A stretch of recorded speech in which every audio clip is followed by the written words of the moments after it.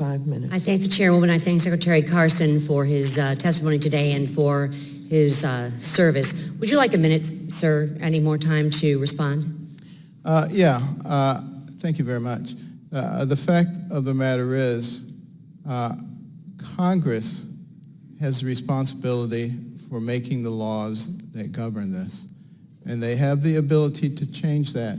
And if, in fact, you want to explain to the American citizens who've been on the wait list for several years in your district in New York why we should continue to support families that are not here legally, I would be happy to join you in helping to explain that to them. Thank you, and I'm glad you could finish your answer. Congressman Al Green and I have written and worked on legislation that addresses major challenges facing the disaster relief funding process at HUD. According to numerous IG reports and a hearing that the Financial Services Oversight and Investigations Committee held in March, major issues have been identified with the Community Development Block Grant Disaster Recovery Program. Some of the difficulties identified are the potential duplication of benefits, slow disbursement of disaster-related funding, and delays in funding for low and moderate income citizens. While HUD has become a primary provider of disaster recovery, this program is not codified in statute.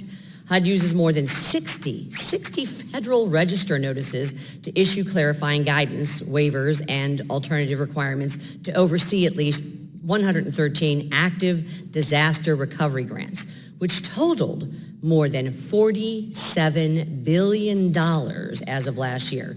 Codifying the CDBG-DR program would provide a framework for future disasters, reduce the over-reliance on Federal Register notices for each disaster, and speed delivery of disaster assistance to grantees and disaster victims. Codification provides proper controls that protect against waste, fraud, and abuse. Mr. Secretary, are you aware of these challenges within the CDBG-DR program, and how are you making sure these funds are directed towards the Americans who need it the most? Thank you very much for that question and for the visits that we've had to discuss this and other matters. I actually very much agree with the whole concept of appropriate codification. You and Congressman Green have been working on this, I know, with some others. And the big advantage, of course, is, you start out on second base instead of starting out from home. And there are a lot of things that are done consistently all the time. And you can get those things codified and done quickly so that you can decrease the amount of time. I'm in agreement with that, and we're very happy to work with you. We're already making some progress in that area, and I think we can do this because one of the things that has concerned me is the amount of time it takes to get grants out. Right.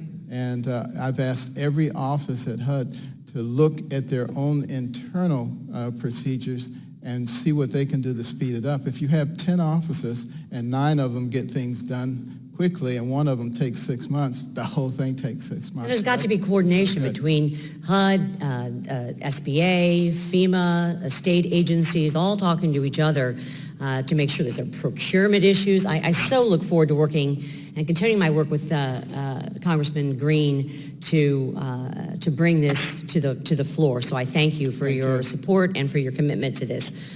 Quickly moving on, the world's largest Catholic healthcare system, Ascension, is headquartered in St. Louis region. Ascension is implementing a comprehensive organizational response to trafficking survivors at its hospitals. Unfortunately, Ascension can only establish these programs where emergency housing is available.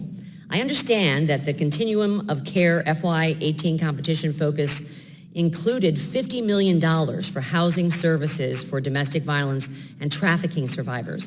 Will HUD extend this program and ensure that projects including housing for trafficking survivors are there more permanent ways that HUD can address transitional housing needs for trafficking survivors, sir? Trafficking is obviously horrendous, and there's a lot more of it going on these days.